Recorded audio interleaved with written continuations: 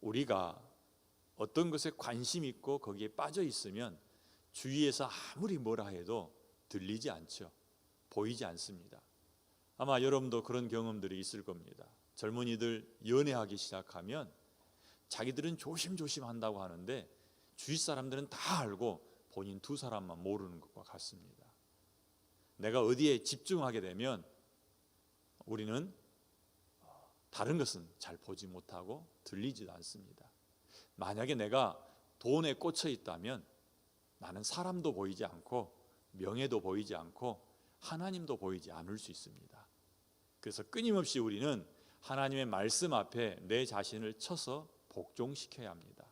바울은 그렇게 살았고 또한 자기를 따르는 모든 사람들에게 자기 따라서 그렇게 살라라고 말합니다. 오늘 또 우리는 하나님의 말씀 앞에 내 자신을 복종시키기 위해서 여기 있는 줄로 압니다. 하나님의 말씀에 귀를 기울이고 뭐라 하시는지 들으시기를 바라고 그 말씀을 통해서 내 자신을 발견하는 은혜가 있기를 바랍니다. 오늘 함께 읽은 49편의 말씀은 지혜시라고 말합니다. 우리에게 지혜를 가져다주는 시입니다. 우리를 가르치는 건데 무엇을 가르치냐면 돈을 가르칩니다. 돈을 어떻게 볼 것인가. 오늘 말씀을 한번 보십시오. 1절에 보니까 누가 이 말씀을 들어야 하냐면 뭇 백성들이 들어야 합니다. 그리고 세상의 모든 거민들이 귀를 기울이고 들어야 될 말씀입니다. 우리 예수 믿는 사람만 듣는 게 아니라 모든 사람들이 이 말씀에 귀를 기울여야 합니다. 돈은 하나님이 만들지 않으셨습니다. 돈은 사람이 만들었는데 그 돈의 종이 되어서 노예가 되어서 살아가고 있는 형편입니다. 그러므로 돈을 쫓아가는 모든 사람은 오늘 시편 49편의 말씀을 들으면서 눈을 떠야 할 것입니다. 내가 눈을 감고 있는지 눈을 뜨고 있는지 오늘 말씀을 통해서 볼 수 있기를 바랍니다. 누가 봐야 합니까? 누가 들어야 합니까? 2절 말씀에서는 귀천 빈부를 막론하고 다 들을지어다 라고 말합니다. 뭇 백성, 세상의 거민, 귀천 빈부, 여기서 벗어나는 사람은 없을 겁니다. 그러므로 이 세상에 살고 있는 모든 사람은 이 지혜자의 시에 귀를 기울이고 들어야 합니다. 3절에서 말씀하죠. 내 입은 지혜를 말하겠고 내 마음은 명철을 말할 것이고 내가 비유에 내 귀를 기울이고 수금으로 나의 오묘한 말을 풀리로다. 이게 노래입니다. 그러니까 수금을 타면서 이 노래를 불렀을 텐데 이 노래 속에다가 지혜를 담아 놓은 거예요. 돈을 어떻게 볼 것인가. 6절 말씀을 한번 보십시오. 자기의 재물을 의지하고 부유함을 자랑하는 자는 이것을 깨달아야 한다. 첫째, 자기의 재물을 의지하고 부유함을 자랑하는 사람은 이걸 깨달아야 돼요. 깨달아야 될 게 있습니다. 첫째는 아무도 돈으로 자기 형제를 구원할 수 없다. 돈 가지고 사람을 구원할 수는 없다. 사람의 영혼을 건질 수 없다는 것입니다. 그러면서 이렇게 말하죠. 아무도 자기의 형제를 구원하지 못하며 7절입니다. 그를 위한 속전을 하나님께 바치지도 못할 것은 그들의 생명을 속량하는 값이 너무 엄청나서 영원히 마련할 수 없다. 돈 가지고 영생을 얻고자 하는 사람은 영원히 얻을 수 없다. 왜? 사람 목숨이 천하보다 귀하기 때문에 아무리 돈을 모아도 그 목숨을 살 수 없다라고 말합니다. 우리가 영생을 얻는 것, 구원을 얻는 것은 돈으로 얻는 것 아닙니다. 우리의 행실로도 얻는 것이 아닙니다. 우리가 선한 일을 하고 선한 행동을 해서 우리에게 구원이 주어진 것이 아니라 오직 구원은 은혜로 주어진 것입니다. 가장 비싼 예수 피로 구입한 것이 구원입니다. 예수 피를 돈으로 살 수 있겠습니까? 예수 피를 선한 행위로 살 수 있겠습니까? 그럴 수 없습니다. 그래서 모든 사람은 잊고 있는데 돈이 있으면 다 될 것 같이 보이는데 돈으로는 영혼을 구원할 수 없다. 네 형제를 구원할 수 없다. 너는 돈 벌어서 자식 키우겠다라고 말하지만 네가 번 돈으로 자식의 목숨을 살 수 있겠느냐? 돈 벌다가 자식이 신앙을 잃어버린다면 얼마나 어리석은가? 그런 뜻입니다. 두 번째로 알아야 될 게 있습니다. 9절 말씀입니다. 그가 영원히 살아서 죽음을 보지 않을 것인가? 너 그렇게 돈에 미쳐서 돈 따라가고 살고 있는데 돈 벌다가 너는 영원히 죽지 않겠는가? 뒤에서는 이런 얘기도 합니다. 사람들은 자기가 영원히 있을 줄 안다. 자기 집도 영원히 있을 줄 안다. 그들의 거처는 대대에 이를 줄 안다. 저 집을 몇 채 갖고 있는 사람을 본 적이 있어요. 그런데 그 집이 없어지는데 하루도 안 걸리더라고요. 그런데 많은 어리석은 사람들은 그 집이 영원할 거라고 생각하고 이름을 새겨서 그 집에다가 붙여놓는 거죠. 여러분 집에도 문패 붙여놓으셨습니까? 이건 누구 집? 영원히 갈 것 같습니까? 이렇게 묻습니다. 네가 영원히 살아서 죽음을 보지 않겠는가? 돈으로는 죽음을 이겨낼 수 없습니다. 이것이 49편에서 주고자 하는 지혜입니다. 너희는 들어라. 지혜를 얻어라. 돈은 사람을 살릴 수 없다. 돈은 너를 죽음으로부터 벗어나게 할 수 없다. 그 말은 어떤 재물, 아무리 많은 재물이라 할지라도 하나님 앞에서 심판을 피할 수 없다라고 말씀하는 겁니다. 돈이 있어야 사람 산다. 이 맞을 수 있습니다. 돈이 있어야 먹을 걸 살 수 있고 돈이 있어야 병원 가서 병 고칠 수 있습니다. 그러나 그 이야기를 하는 게 아니지 않습니까? 이 육체가 아니라 우리의 영혼을 이야기하는, 영혼은 돈 갖고 사는 게 아닙니다. 영혼은 하나님의 말씀 가지고 사는 것입니다. 하나님의 말씀이 생명의 양식이 되고 우리 영혼의 양식이 된다고. 그래서 하나님께서는 이스라엘 백성들을 데리고 나오셔서 40년 동안 그 훈련을 시키신 겁니다. 광야에 집어넣어 놓고 광야에서는 농사 지을 수 없어요. 그곳에는 길쌈도 할 수 없어요. 먹고 입는 것 때문에 우리는 늘 걱정하고 먹고 입는 것 때문에 돈 벌러 나가고 먹고 입는 것 때문에 대부분의 시간을 보내죠. 잠자는데 몇 시간, 돈 버는데 몇 시간, 그리고 나면 남는 게 없을 정도예요. 그러나 먹고 사는 것, 입고 사는 것, 이것이 다가 아니라는 것을 이스라엘 백성들은 광야에서 실제 체험하면서 배운 거예요. 무엇으로 먹습니까? 하나님이 아침에 주는 만나로 먹죠. 그들의 옷은 헤어지지 않고 신발은 떨어지지 않았습니다.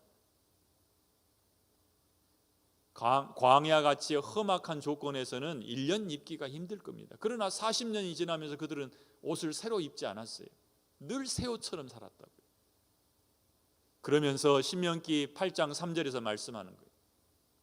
너희에게 만나를 주어 먹게 하신 것은 사람이 떡으로 사는 게 아니라 여호와의 입에서 나오는 모든 말씀으로 산다는 것을 가르치기 위함이다. 마찬가지입니다. 돈이 우리를 살게 하는 것이 아닙니다. 우리는 하나님의 말씀으로 사는 것이요. 우리를 구원하는 것도 재물이 아니라 하나님의 은혜임을 분명히 알아야 할 것입니다. 9절부터는 10절 이하에서는 다시 시작합니다. 그러나 그는 지혜 있는 자도 죽고 어리석고 무지한 자도 함께 망하며 그들의 재물은 남에게 남겨두고 떠나는 것을 보게 되리로다.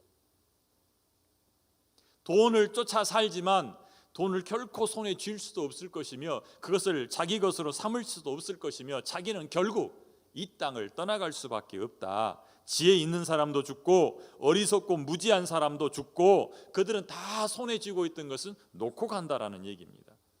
그러나 그들 속 생각에는 그들의 집이 영원히 있고 그들의 거처는 대대 이르리라 하여 자기 토지에다가 이름을 붙이되 자기 이름을 붙여서 부르고 산다. 기억해야 합니다. 사람은 존귀합니다. 그러나 장구하지 못합니다. 하나님이 만드신 사람이라고 하는 존재는 아주 귀한 존재입니다. 천하보다 귀합니다. 그러나 이 사람의 생명은 영원하지 않습니다. 장구하지 않습니다. 그러므로 지혜를 얻어야 합니다.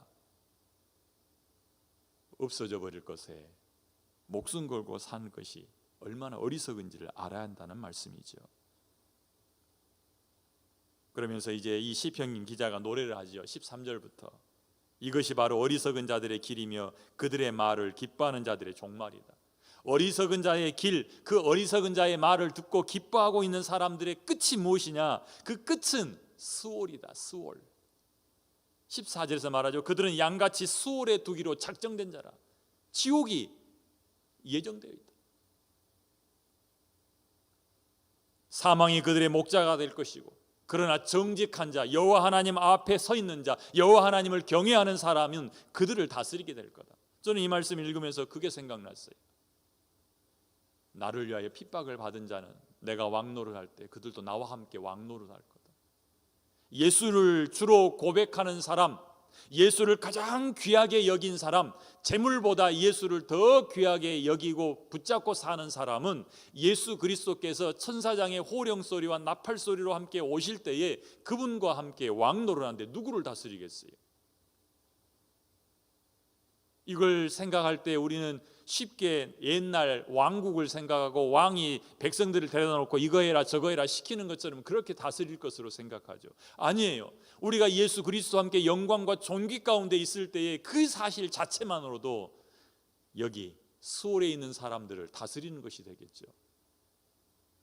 재물을 쫓아가는 사람, 하나님을 경외하지 않는 사람은 수월에 있겠고 지옥에 있겠고, 하나님을 경외한 사람은 하나님과 함께 왕의 모습으로 서 있을 때에 그 자체가 왕 노릇이요, 그 영광을 우리가 얻게 될 것이다라고 말씀하는 겁니다.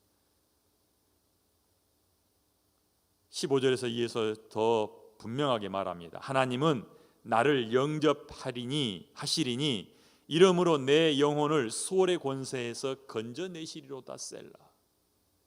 이게 우리들의 모습입니다. 지혜자의 모습입니다. 근데 이 우리라는 게 돈을 주인으로 삼고 있는 우리가 아니라 돈을 종으로 부리고 있는 우리들의 모습입니다. 그래서 지혜의 씨가 말하는 거예요. 잊지 말아라. 돈으로 생명을 구할 수 없고 너는 영원히 살 수 없다. 그러니 돈을 주인 삼아서 너의 그 아름다운, 너의 그 존귀한, 너의 그 고귀한 인생을 낭비하지 말아라. 나는 하나님이 나를 영접하실 것이요, 나는 하나님이 그 수월의 지옥의 권세에서 건져내실 거다. 그 말은 뭐예요? 나는 누구만 경외하겠다. 나는 하나님만 섬기겠다. 여호수아가 여호수아 24장에 나온다. 나는 내 집은 여호와 하나님만을 섬기겠다라고 말한 것처럼 고백한 사람, 그 사람은 하나님이 그 사람의 편이 되어서 그를 건져 주시겠다라고 말씀합니다. 다시 보십시오. 16절입니다. 사람이 치부하여 그의 집의 영광이 더할 때에 너는 두려워하지 말지어다. 누군가가 돈을 막 점점 많이 불어나고 나는 집이 한 채야, 나는 언제 만나니 두 채야, 난 내일 모레 뭐 있어, 자꾸 자랑할 때에 그것으로 인하여 불안해하지 말고 그것으로 인하여 두려워하지 말아라. 분명히 들으셔야 합니다. 그가 죽음에 가져가는 것이 없다. 그의 영광이 그를 따라 내려가지 못한다. 이 땅에서 누리는 그 영광이 그를 따라서 수월로 따라가지 못한다. 예수님의 비유를 생각하겠죠? 부자와 나사로가 죽었어요. 나사로는 아브라함의 품에 안겨 있는데 부자는 이렇게 이야기합니다. 나사로를 시켜서 손가락에다가 물 한 방울만 내 혀에다 찍어주세요. 이 땅에서 부자가 거기 가서 그렇게 살 거라는 겁니다. 그가 비록 생시에 자기를 축하하며 스스로 좋게 함으로 사람들에게 칭찬을 받았을지라도 그들은 그들의 역대 조상들에게로 돌아가리니 피할 수 없습니다. 영원히 빛을 보지 못하도록. 이걸 수금을 타면서 노래한다고 생각해 보세요. 모일 때마다 이 노래를 부르면서 무슨 생각을 하는 거예요? 이 노래는 사람들에게 주는 것처럼 보이지만 사실은 자기에게 하는 얘기예요. 내가 큰 소리로 말할 때 그 말이 내 귀에 들어가서 내 영혼이 듣고 내 영혼이 그걸 들으면서 정신 차리는 거죠. 그래, 내가 뭘 쫓아가지? 이제 말씀을 정리합니다. 아주 간단한 말씀이에요. 이것을 노래를 만들어서 늘 내 귀에 박히게 노래를 불렀다. 마태복음 6장에 가면 주님께서 산상수훈 속에서 그런 말씀들을 하십니다. 너희를 위하여 보물을 땅에 쌓아두지 마라. 거기는 좀과 동록이 해하며 도둑이 구멍을 뚫고 도둑질하느니라. 오직 너희를 위하여 보물을 하늘에 쌓아두라. 또 이렇게 말씀합니다. 내 보물이 있는 그곳에 너의 마음도 있느니라. 우리의 마음을 어디에 두고 살라고요? 하늘에 두고 살라는 거예요. 이 땅에 두지 말고. 이 땅은 잠시 잠깐입니다. 바울은 우리에게 말합니다. 하늘을 쳐다보며 살아. 위의 것을 생각하며 살아라. 왜 자꾸 여기서 없어져 버리? 가지고 가지도 못하는 그 재물에다가 마음을 두고 사는. 그러니 차라리 너희의 재물을 하늘에다 쌓아두고 너희 마음이 하늘에 있게 해라라고 말씀하는, 그것이 지혜다. 한 사람이 두 주인을 섬길 수 없습니다. 재물과 하나님을 겸하여 섬길 수는 없습니다. 분명하게 해야 됩니다. 우리의 주인은 여호와 하나님 한 분뿐이시오. 그럼 돈은 우리가 부리는 종입니다. 하나님이 내게 맡겨주신 재물 가지고 5달란트 받은 자가 힘을 다해서 그걸 사용해서 일을 하는 것처럼 부리는 종으로 써야 되는 겁니다. 오늘 이 아침에 시편 49편의 말씀을 통해서 다시 한번 여호와 하나님의 말씀을 들으실 수 있기를 바랍니다. 내가 어디 있는지 볼 수 있기를 바랍니다. 그리고 내 생각을 제자리로 되돌아오도록 만드셔야 합니다. 사람이 자기 본분을 잃어버리면 어떻게 되겠습니까? 우리의 본분은 여호와 하나님을 경외하는 것이요, 그분 앞에 겸손히 절하는 것입니다. 여호와 하나님이 내 주인이시다라고 다시 한번 고백하고 점검하는 기회가 되시기를 바랍니다. 기도합니다. 하나님 감사합니다. 혹시 돈 때문에 서러움을 겪고 있지는 않습니까? 돈이 없어서 걱정하고 있지는 않습니까? 하나님 아버지, 오늘 말씀을 다시 한번 듣게 하여 주시옵소서. 사람이 치부하여 그의 집에 영광이 더할 때에 두렵는가? 때로는 돈 때문에 힘들어할 수 있습니다. 그러나 돈을 주인 삼고 살 수는 없습니다. 하나님 한 분만이 우리의 주인임을 고백하게 하여 주시옵소서. 이 시간도 우리의 마음을 다잡게 하시고 하나님께만 두게 하시고, 구약의 많은 믿음의 선배들이 이 시편을 가지고 노래하면서 자기를 다스렸던 것처럼 우리도 그렇게 다스리게 하여 주시옵소서. 할 수만 있으면 우리의 재물을 하늘에 쌓아두게 하시고 우리 주 예수 그리스도의 가르침 앞에 아멘으로 순종하게 하여 주시옵소서. 예수님 이름으로 기도합니다. 아멘.